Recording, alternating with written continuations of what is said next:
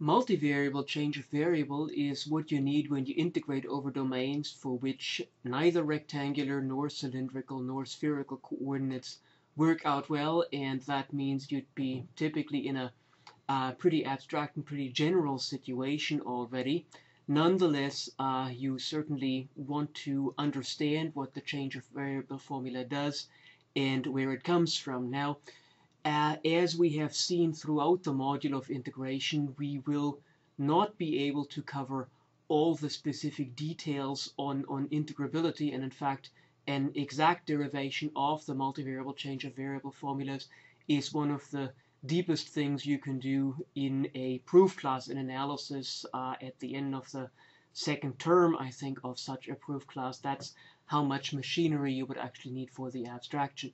So what we'll do is we will get ourselves an understanding as to why the formula ought to be true, and then we're going to look at some examples as to how the formula is being used. To start with, well, let's just remind ourselves that when we integrate over circular domains, we certainly use polar coordinates. When we integrate over cylindrical domains, we use cylindrical coordinates. And when we have spherical domains, we use spherical coordinates. And so for general domains, we can now use an approach that is similar to the computation of surface areas. So if you have already watched the presentation on computing surface areas of parametric surfaces, then you've got a little bit of an advantage in this presentation. However, the other presentation is not a prerequisite for this one because technically, even though things are written similarly, we will not explicitly refer to it. And so if you haven't watched the presentation on surface areas, then watching this one first can give you a leg up on the computation of surface areas. The two really mutually support each other rather well. And like I said, that's because they're just similar to each other. And that is because in each of these processes, we analyze how a small box or a small rectangle is deformed by the coordinate transformation. So let's take a look at a transformation in 2 dimensions. A general transformation in 2 dimensions does something like this. You have a rectangular domain that you start out with, and that is being transformed into a domain of general shape D over here. And of course, what that means is that your nice little area elements that are rectangles or even squares in your rectangular domain become deformed into, well, different shapes. If we, and so this, of course, then this kind of coordinate transformations, as it is also called, is similar to a parametric surface for which we have z equals 0, right? A parametric surface is something that takes a rectangle and maps it to a surface in space.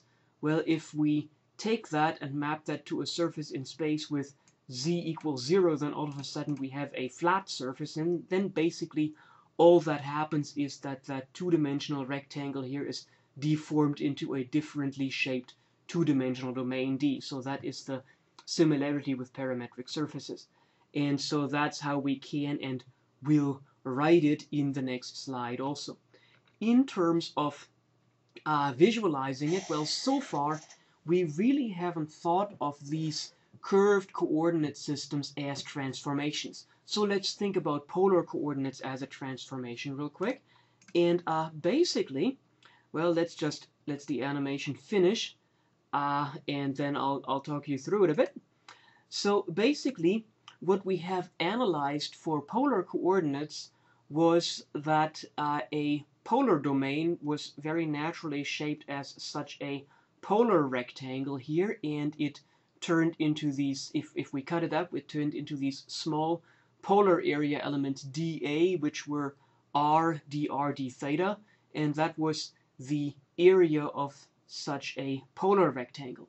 Now, in terms of general coordinate transformations, we would have to think of this as a function that maps a domain where you have radius versus angle. So r versus theta to this polar rectangle, and then what happens, of course, is for a fixed angle, as r increases, we get these red coordinate lines that are rays of the origin. And for a fixed radius, as theta increases, we get these sections of a circle, which are the blue coordinate lines. And so that means that polar coordinates also are a coordinate transformation and are similar to a parametric surface with z coordinate 0, where the parametric grid that we have in our domain turns into this polar grid that we have in the polar rectangles. So nothing has changed except that we think of this differently now. Previously we thought just of the polar rectangle. Now we think actually of the polar coordinates themselves being a function that deforms this actual rectangle into a polar rectangle. When that happens, well, basically then what we have is a parametric surface with z equals 0.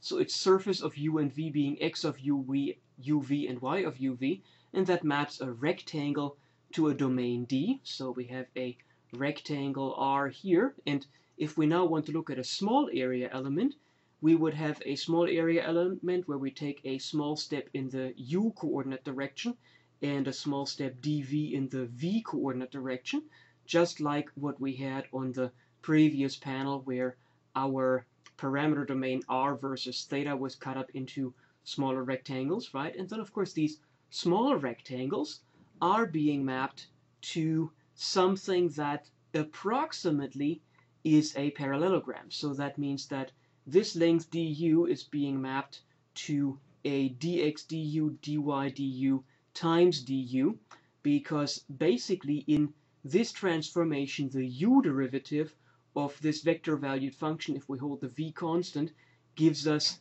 the direction in which this change in u will go if it were straight. And if we multiply that by du, we get something that is approximately equal to the curve to which that particular segment would actually be mapped by the coordinate transformation. And then similarly, if we hold our u constant and take a little step in the dv direction, then that gives us a vector dx dv dy dv times dv.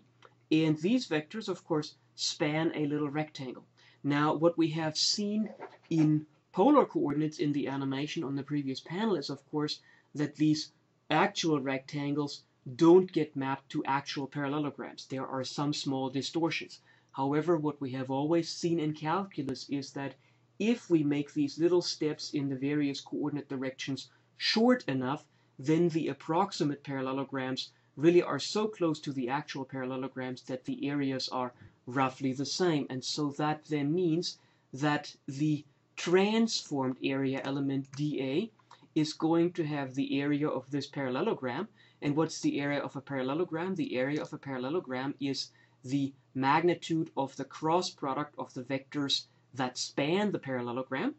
And well, you can't do a cross product in 2 dimensions, and so we just put this artificial z coordinate 0 in there, and that way we get that the area of this parallelogram here really is dx du dy du times du, which is just this vector here, cross this vector, which is dx dv dy dv times dv. And this is something we can compute now, because, well, the cross product ends up being 0 minus 0 for the first coordinate, 0 minus 0 for the second coordinate, and dx du times dy dv minus dx dv dy du in the third coordinate. And the du and dv, of course, are something we can factor out because those are numbers. So the area element is the magnitude of this vector, and the magnitude of this vector is, of course, just the absolute value of dx du dy dv minus dy du dx dv times du dv.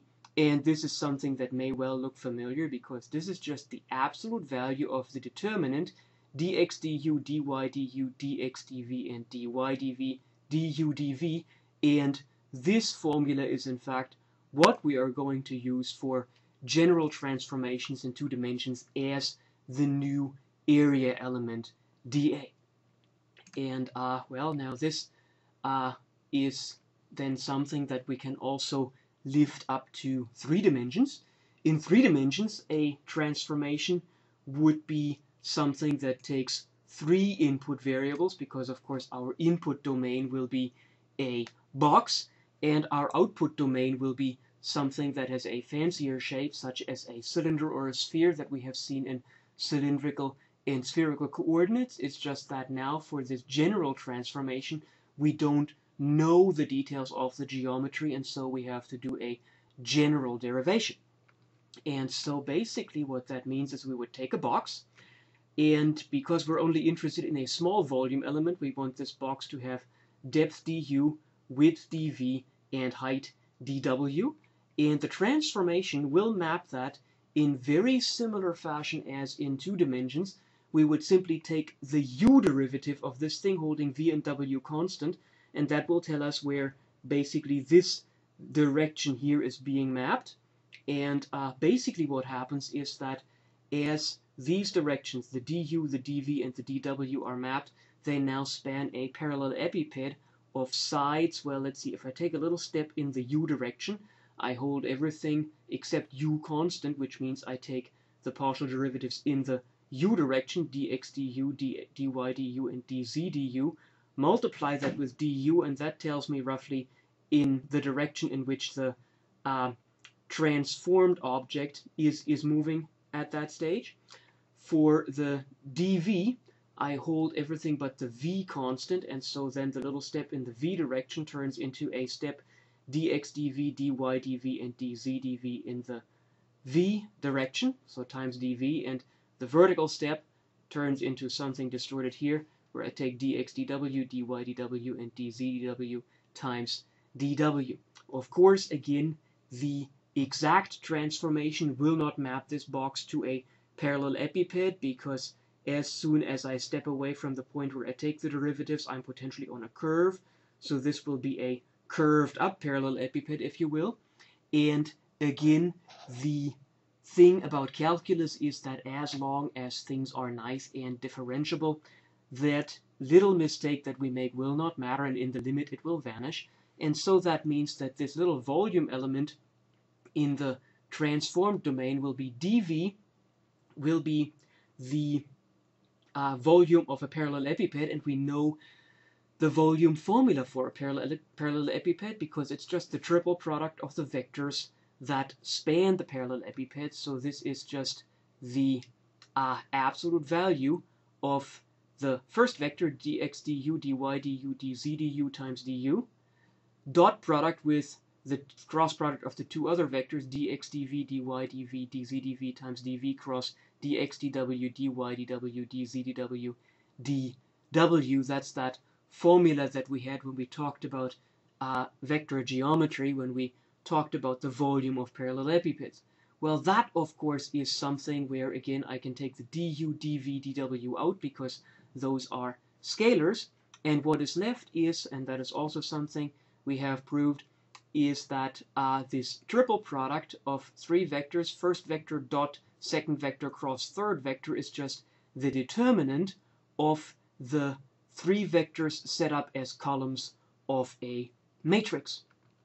And so that means, in general, we have the following theorem. If we have a region in space, and if x1 of u1 through un through xn of u1 through un is a one-to-one continuously differentiable transformation that maps the region R to the region D. And so basically this transformation, these are your polar coordinates, right? If this is a region in 2-dimensional space, then your x1 will be your x, so that would be r cosine theta, where u1 is r and theta is u2. And your x2, which is where the transformation already ends, that would be your y, and that would be r sine theta, where again r is u1 and theta is u2. If this was a section of a sphere, you would have x, y, and z. You would have x1, x2, and x3. And your input variables would be rho, theta, and phi. So u1 is rho, theta is u2, and phi is u3, and n is 3. And then your x would be rho cosine theta sine phi. Your y would be rho sine theta sine phi, and your z would be rho cosine phi, right? So these one-to-one continuously differentiable transformations that map one region to another, we already know them. We have seen them in polar coordinates, in spherical coordinates, and in cylindrical coordinates. We just have not thought of them as taking a rectangle or a cube and transforming it into these new regions. So when that happens, then an integral over this region in space D that we're interested in of a function in presumably rectangular coordinates is the same as if we integrate over our parameter domain, over our coordinate domain, if you will, because if we're talking about coordinate systems, then the R would be our R theta or our rho theta phi domain, right? So it would be the integral over our coordinate domain of f with the coordinate expressions plugged in, right? That's what we also do when we integrate in polar or in spherical or in cylindrical coordinates. We plug in what x, y, and z, what x1, x2, and x3 are. And then we have to multiply with the corresponding area or volume element, and that's where for specific coordinate systems that we use quite often, we know what the area or volume element is. And in a general transformation, the volume element is written as partial of x1 through xn with respect to u1 through un times du1 through dun. So that is what in polar coordinates was your r cosine theta, your r dr d theta. This is what in spherical coordinates was your rho squared sine phi rho d theta d phi. And well, in general, basically it is that this symbol here that we haven't defined yet, this symbol is the determinant of taking your first coordinate equation and differentiating, or taking your coordinate vector, if you will, where you've got x1 in the first, x2 in the second, x3 in the third, and so on component, taking the partial derivative with respect to the first coordinate, second coordinate, third coordinate, all the way through to the nth coordinate, and setting that up as a matrix, and then taking the determinant of that matrix, and that thing is also called the Jacobian of the transformation. One thing that is a really good exercise, and it's something that you may also do in a face-to-face class, I might do it in the classes that I will teach after people have watched these slides, is that you can actually take your polar coordinates, your spherical coordinates, your cylindrical coordinates, and set up the coordinate transformations, compute the Jacobians, and realize that these volume elements, these area elements that we have derived geometrically actually fit in perfectly with this general formulation, and we get exactly the same volume / area elements if we use the general formalism. So basically what we have done, even though this is not something that we are really used to, this is new because we haven't thought of these coordinates actually as transformations of domains, is that we now have an abstract tool that can basically handle arbitrary coordinatizations of arbitrary regions, which means now, as long as we can work out what these coordinatizations are, we can integrate over any region in space, no matter how strangely shaped it is. And here's where we then also step over one of the things that I mentioned in the introduction, and that is here's where a lot of pathology in integration theory certainly enters the picture in advanced math classes, and it takes quite a bit of substantial detail to overcome these pathologies, but that is something that we will leave to more theoretical classes. Again, in applications, typically the regions that people are interested in physics, in engineering, and so on, are regions for which these transformations work, and the functions that we're interested in applications typically are continuous or have very tame discontinuities, so that, again, all this actually can and does work out. Alright, so now that we have the formula and hopefully at least a little bit of an idea of why the formula works from the introduction in 2 dimensions and 3 dimensions, where we talked about areas of parallelograms and volumes of parallelepipeds, and that's basically where the determinant comes from, because the determinant is the n-dimensional volume function, if you will.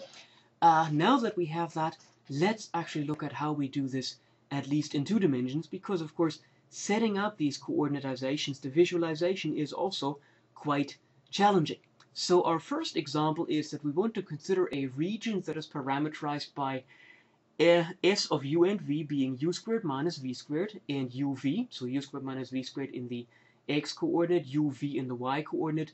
U and v both go from 0 to 1. And what I want us to do is I want us to describe the region that is parameterized by the transformation. I want us to compute the absolute value of the Jacobian for the transformation. And I want us to integrate the function f of xy equals x plus y over the region. Now, we will pay specific attention to the description.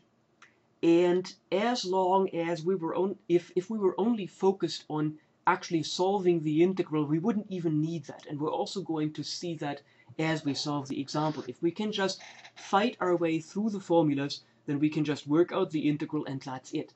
But we also, in this example, where the region is given, we want to understand how to decode such a transformation, because the second example, and we will only have 2 examples in this presentation, the second example will show how we encode a region that is given by just a geometric description. And that's, of course, the highest end kind of problem that you can have in this setting, where somebody just says, here's a region, deal with it.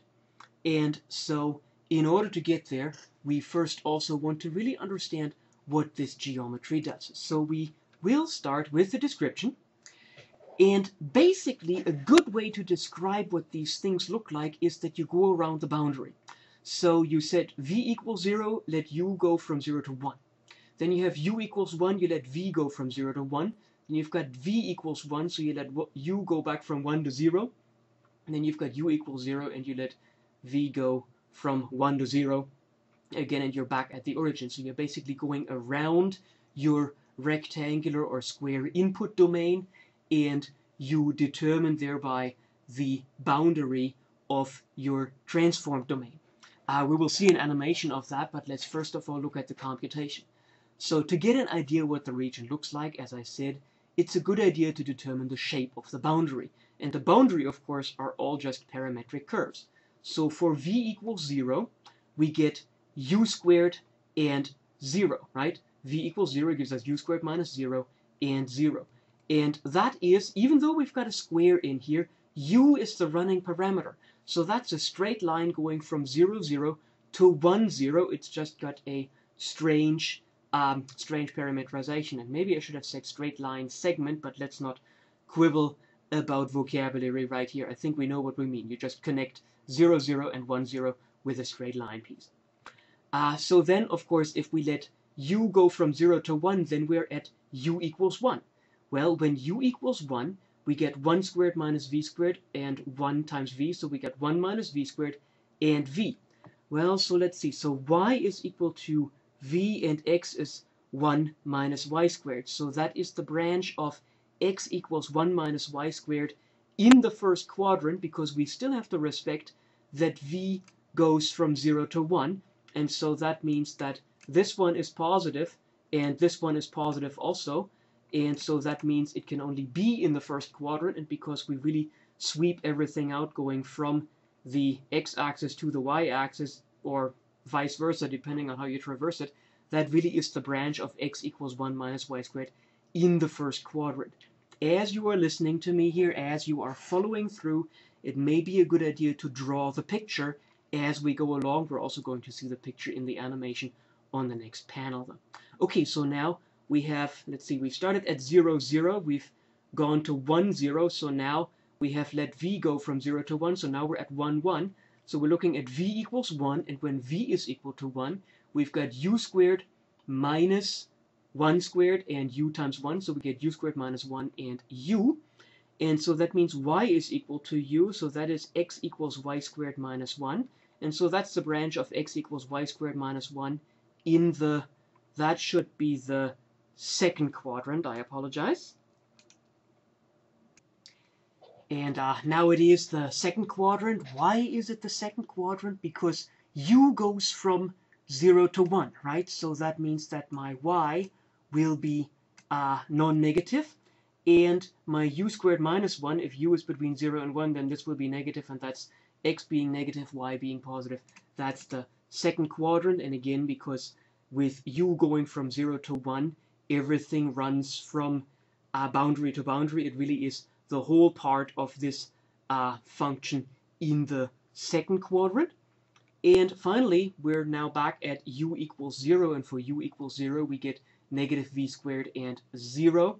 And for v going from 0 to 1, that gives us that we've got a 0 and a negative 1 here as the boundary points, and so that is, again, a strangely parameterized straight line segment from negative 1, 0 to 0, 0. If we look at that as a tracing the boundary animation, what I've just described to you was that we just went around the boundary in the counterclockwise, that is the mathematically positive direction. What we see is a line segment, branch of a parabola, and another line segment, and so that is something that you can see here that looks like a mound with actually a corner on top. And yeah, that is the kind of thing. It's a flattened teardrop or something like that. A teardrop that is hitting a flat ground that hasn't completely spread out yet or so. And so that's certainly a very generalized domain shape. What you want to take away from something like that isn't so much that this parameterization parameterizes the teardrop as it is in the process of hitting the ground, but you need to take away from this the process of how to figure out what these things look like, because here we definitely are in a situation where every problem we can do will potentially look different from any problem we have done previously, and so that means that memory is of limited utility here. The standard parameterizations we already have worked out because those were the polar coordinates, the spherical coordinates, and the cylindrical coordinates. All right, so we move on. And the Jacobian, well, that's just straight computation, right? What do? We take the parameterization, and okay, we should call it transformation. I'm writing it here like a parametric surface because basically the difference, to me at least, is just vocabulary.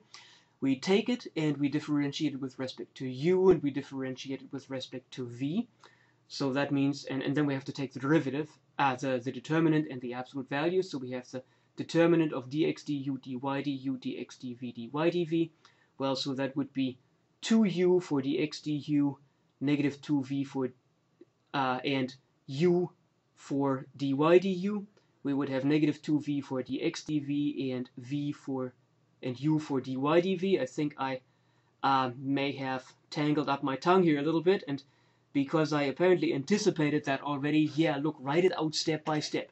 Here are the partial derivatives just written down, and now here we see, all right, the u partial is 2u, the u partial here is v. I think I said that wrong as I was describing it over here. The v partial is negative 2v, and the v partial here is u. So that gives us 2u, v, negative 2v, and u, and we still need to take the determinant and the absolute value. Well, that gives us 2u squared minus negative 2v squared, so that's just 2u squared plus 2v squared, and that's of course something where we don't need the absolute value anymore, and so this is just 2 times u squared plus v squared.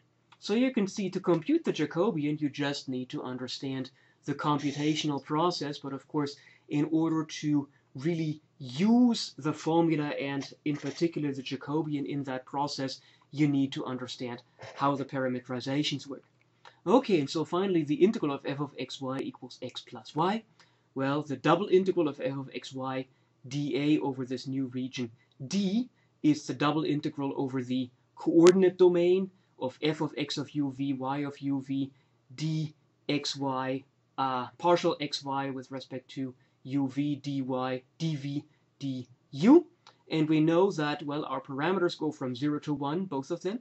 If we plug in x of uv and y of uv, we end up with u squared minus v squared plus uv for x plus y. And then we have our Jacobian, which was 2u squared plus v squared. And we have then dv du, and the rest is quote-unquote just computation. So this is something where in a face-to-face class I often stop to save time, because this is the hard part. The rest is still something that we have to do right. The rest is still something where we have to respect the computations, but we ought to be able to expect from ourselves that we can do this. So let's work our way through it here, because here we have a little bit more time. If you want to fast forward through it, you can certainly do that too if you're reasonably comfortable integrating stuff that is just ugly polynomials. I mean, it's just straight algebra. We just have to get it right. And that's, of course, the just part that makes this sometimes sound like I'm being cynical here. I really don't want this to sound cynical. It's just, yeah, we have to do it. We have to get it right. It's not trivial, but it's not new. It's not something that's difficult in principle. So let's multiply out these parentheses. What can we do? We can take the 2 out, put it out front. If I take u squared minus v squared and multiply it with u squared plus v squared, that gives me u to the 4th minus v to the 4th. That's the third binomial formula. That leaves me with the uv to be multiplied with u squared plus v squared, which is u cubed v from the multiplication with the u squared, and plus uv cubed from the multiplication with the v squared. Okay, and now we integrate that. Well, that's just a bunch of antiderivatives. I'm taking the v antiderivatives first, so we get u to the 4th v minus 1/5 v to the 5th plus 1/2 u cubed v squared plus 1/4 u v to the 4th. And I really, as I was doing that, and that's the kind of thing where, again, you can't read my mind, but actually, even though I was pointing down, I was just reading this, because, I mean, these antiderivatives are easy to find, and you just write them down, right?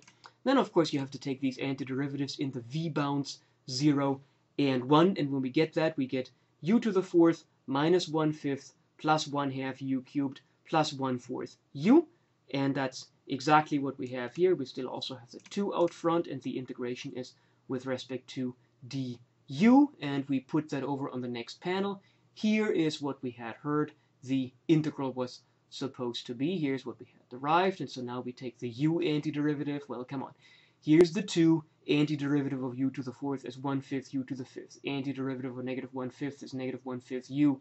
Antiderivative of 1/2 u cubed is 1/8 u to the 4th, and the antiderivative of 1/4 u is 1/8 u squared.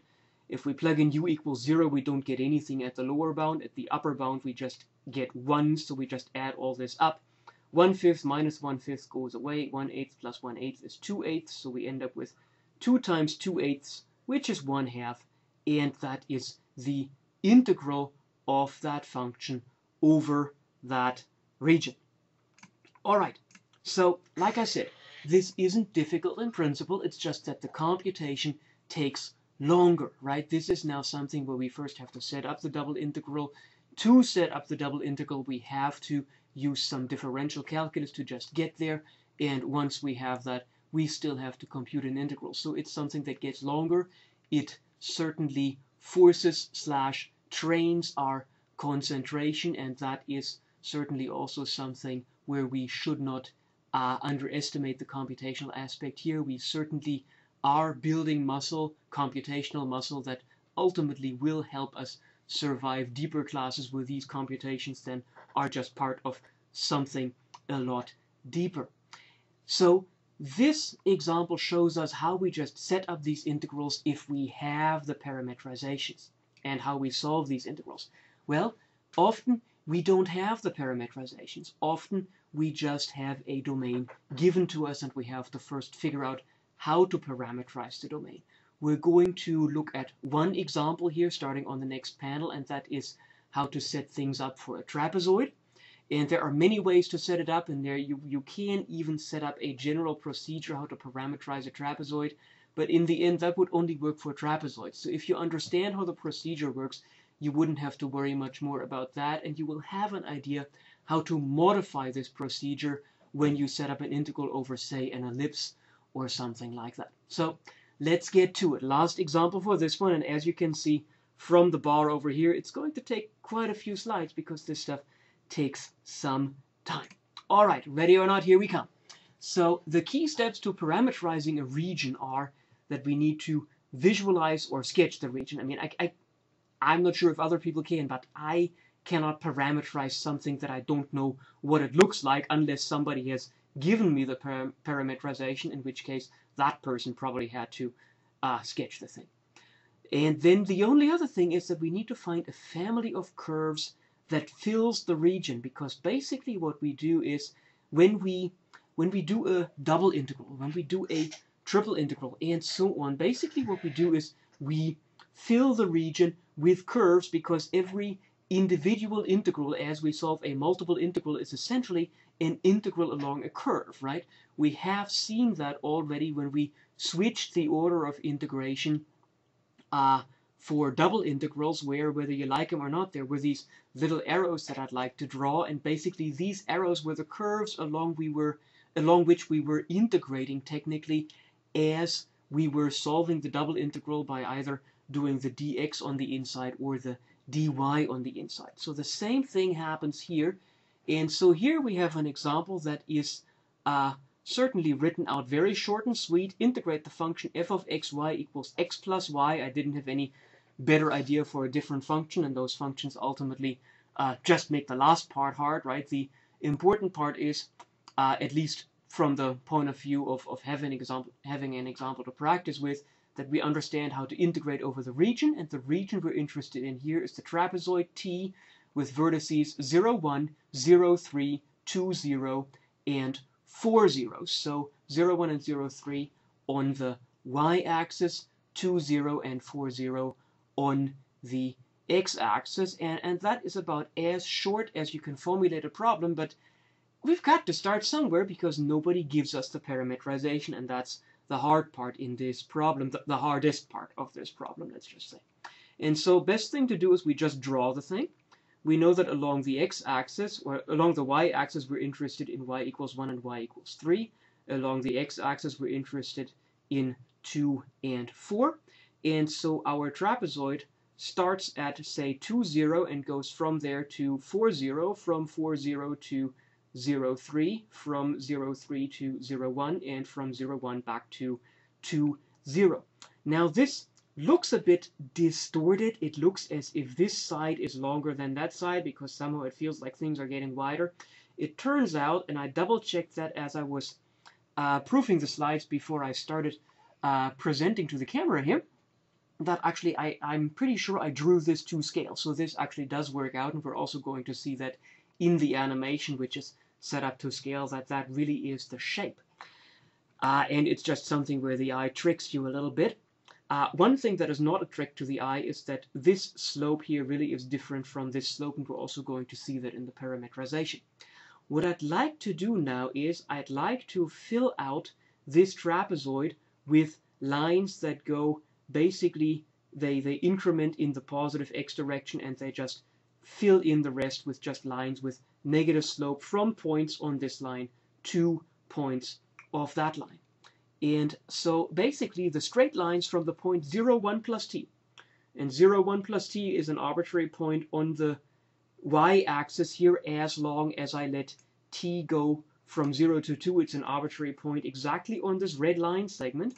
And if I connect that point 0, 1 plus t with a corresponding point 2 plus t along the x-axis here, then I'm basically connecting corresponding points to each other, and I get something that, if I were to draw it, would really fill in the whole trapezoid, and that's what we want to do with our parametrization. Well, finding a straight line from this point to that point isn't that hard, except that now we have certainly a lot of parameters to keep track of. Basically, the equation of each of these line segments or lines is that y is, well, the y-intercept is 1 plus t, because we're starting at the point 0, 1 plus t, and the slope has to be so that at 2 plus t we hit the x-axis. So if we go 2 plus t over, which is this one here, we must have gone down by 1 plus t, and so that just talked us through the fact that this really is the right parametrization. If you're asking yourself, how do I find that parametrization? Well, one way is what I've just said. Another way to find this parametrization here is, of course, that you just take these 2 points and work out your slope formula as well as your y-intercept, and you will come out with the m being exactly that, but that's something you can do on a separate piece of paper, maybe by hitting the pause button right now and working your way through that. X will go from 0 to 2 plus t, because we want to fill this in, right? So we would start at 0 and we would end when we hit the x-axis.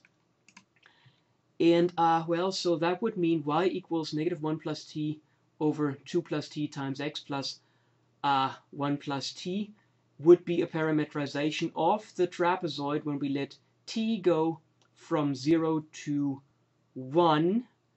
That should actually be t going from 0 to 2. I apologize here.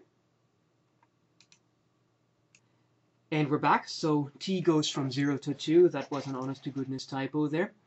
But then, of course, our x would have to go from 0 to 2 plus t. So this is something where we basically parameterize a non-rectangular domain with another non-rectangular domain, which is not that good. It's just something where something that is hard is maybe transformed to something that is not quite as bad anymore. And so here we need to make the domain for x an interval that does not depend on t. And one way to do that is that we set x equal to u times 2 plus t, where 0 is smaller equal than u is smaller equal than 1, because then remember that x and t are independent of each other. So t is a constant for every one of the t values we want to have here. And if I then just take a new parameter u and let that run from 0 to 1, then x will run from 0 at u equals 0 to 1 times 2 plus t at u equals 1. Now, there are other ways to derive the parametrization or a parametrization of this trapezoid. You can find another one in my book, because I think I'm solving the same problem in my book also. And independent of how I set up a parametrization of a trapezoid, I'm always thinking, well, maybe the other way is simpler. No, they're just different from each other. Some ways will work better for some people, and other ways will be working better for other people, and that's just a matter of preference. That's not even a matter of ability. Either way is hard to a certain point, and therefore we might as well just look at it here. And if you want to, you can take a look at my book and take a look at how this goes if you parameterize it a different way. Either way, we end up with a parametrization of x being u times 2 plus t, right? And when we take x equals u times 2 plus t and plug it in here, then of course the 2 plus t cancels, which is nice. We don't have to deal with denominators. And so we end up with negative 1 plus t times u plus 1 plus t here. And that is u times 2 plus t. 1 plus t is common here, so we end up with 1 minus u times 1 plus t in the parametrization for the y of u and t. And the parameter domain is that t goes from 0 to 2 and u goes from 0 to 1. And that is the parametrization of the trapezoid. And if we want to look at that, well, here's what the parametrization does. As we increment in x, we really get these declining lines, these lines with negative slope that I talked about, that I wanted to use to visualize the parametrization. And if we're looking at increasing t here, or I mean this is actually the u domain, right, but increasing t then gives us lines that just crosses these other lines, and we can see again that the area elements that are rectangles or squares to begin with are actually now smaller trapezoids, and tiny trapezoids ultimately are approximate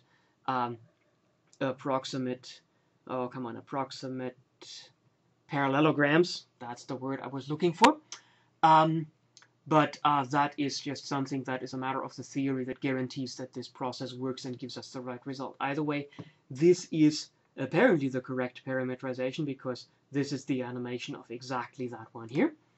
And so we can move on, but before we do that, when you parameterize a trapezoid, or when you parameterize something where you put curves from one side to a side on the opposite side of the figure, then you must make sure that opposite sides are traversed in the same direction. What I mean is, I don't want you to do this, because if you set this parametrization up and basically go up in y and down in x, then what happens is that the high points on the y-axis are connected with the early points on the x-axis, and the low points on the y-axis are connected with the late points on the x-axis, and you get something that is, well, I don't know what that is, but it is most certainly not the trapezoid, and it has a couple of other problems, namely that there are self-overlaps here. There are certain parts of this region that are counted twice in the integral, if you will, where there are other parts that are only counted once,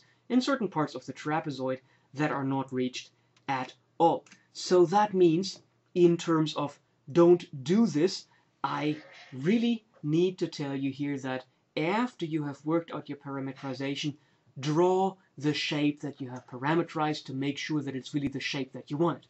As always, after that, now that we have the parametrization, the rest is just computation. Again, this is something where I would often stop in a face-to-face class so that we could talk more about the parametrizations.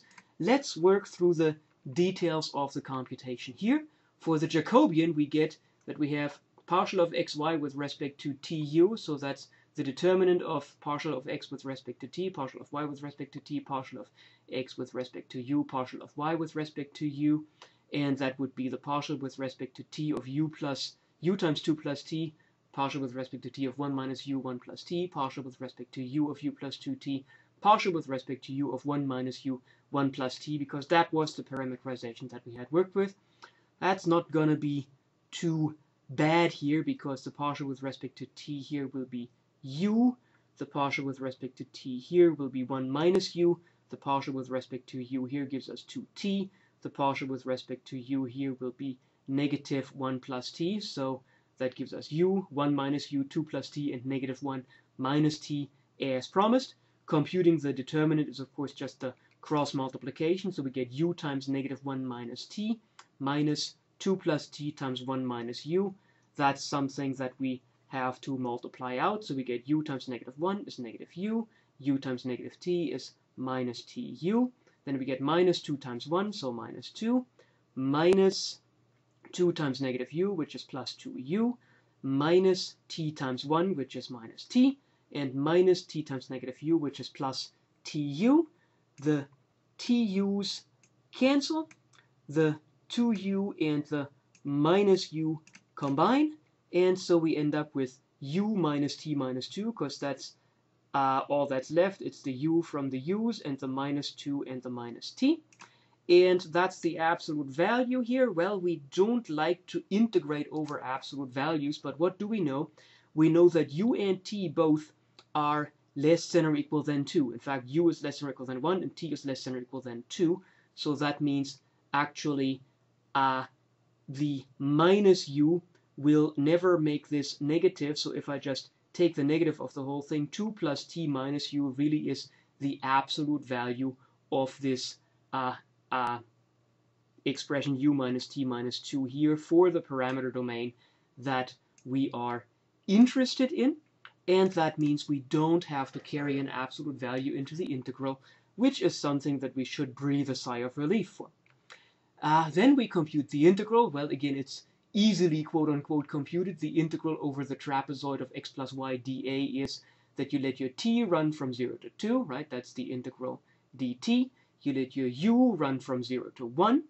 You take your function, which is x plus y. X was u times 2 plus t. Y was 1 minus u times 1 plus t.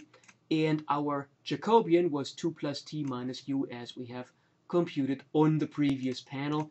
And the rest is now just computation.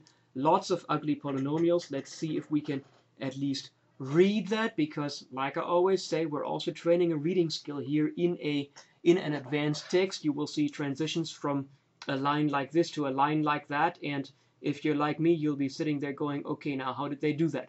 Okay, so hunt for patterns that are familiar. This guy here has not changed at all. The integrals also have not changed, so basically we've just multiplied out the parentheses and combined terms. And so what do we have? We've got 2u, and we've got a minus u times 1. That gives us a u. We have a plus 1. Well, that's 1 times 1 coming from here, and that means we have taken care of the 1 times the 1 minus u, and we have taken care of the 2u. Then we have u times t. Well, we also have minus u times t, and so that goes away, and then the only thing that is left is this 1 times this t gives us the plus t. If that went too fast, again, like I said, this is not something that I would think poorly of anybody who says, man, this just was a little fast. Work it out on a piece of paper. It's not hard, just tedious. And so now we have to multiply out these parentheses, and I hope that I did that step by step, and I did. Okay, so we keep the integral, we keep the du dt. Only thing that happened is that we multiplied things out. U times 2, 2u. U times t, ut. U times negative u, minus u squared. 1 times 2, 2. 1 times t, t. T times negative u, minus... Wait. 1 times u is minus u. T times 2, 2t. T times t, t squared. T times negative u minus ut. And you can also see here, as you read that, you have to make sure you sort the terms right, just to make absolutely sure that things work out. Okay, and so now we combine terms, and that means we collect all the u's. Well, we've got 2u minus u giving us u. We've got a minus u squared, that just stays as is. We have a ut, which actually cancels with a minus ut, so that doesn't do anything. 2 stays as a 2. T plus 2t gives us a 3t. And then we have this u was already absorbed into the u's. We have a t squared, which stays with us, and the minus ut was already taken care of when we talked about ut the first time around. If we integrate that, and that's the next thing we have to do, well, we integrate in terms of u first. Well, we get integral of u is 1/2 u squared. Integral of u squared is negative u squared is negative 1/3 u cubed. Integral of 2 is 2u. Integral of 3t is 3tu. Integral of t squared is t squared u. With u going from 0 to 1, well, that just means that we replace the u's with 1's, and at 0 at the lower bound, of course, things go away. So we keep what we had here, and so now that would become 1/2 minus 1/3 is 1/6, plus 2u plus 2 plus 3t plus t squared. And so let's see, 1/6 plus 2, that would be 13/6. Yep, 13/6 plus 3t plus t squared, and that's integrated dt. Well, we know what to do. That's 13/6t plus 3/2 t squared plus 1/3 t cubed from 0 to 2. At t equals 0, we don't get anything. At 2, we get we get 13/3 plus 4 times 3/2, that would be 6, plus 8/3. So 13/3 plus 8/3 is 21/3, plus 6 would be another 18/3. That would be 39/3, and that would be 13, which actually turns out to be right. So I did my fractions right here, and again, no magic at all. You just work things out, and that is the end of this whole presentation here. Now, if you're tired after this, so am I. I don't think I'm going to record another presentation right after this one. Why are we tired? Well, look, we've stretched in all directions we can. We had tedious computations as well as quite demanding visualizations to make sure that we encode the right regions, to make sure that we can figure out how to visualize regions that already are encoded by certain transformations / parametrizations, depending on how you want to look at these things. And so the one thing that I can tell you here that is probably very good advice is take the homework problems in this section really, really slowly. There is plenty of potential to lose negative signs. There is plenty of potential to just mess up in a computation, and that's not even the hardest part, because the hard part is, of course, that we really want to be able to see what these encoded regions look like. With that being said, you probably want to take a break to, I don't know, get over the headache that this one potentially gave us, and then hit the homework to make sure that the connections that your brain has just made between a surprising number of concepts and visualizations, as well as with back references to coordinate systems and the like, that those mental connections really are firmed up and you can move on. I'll see you in the next presentation.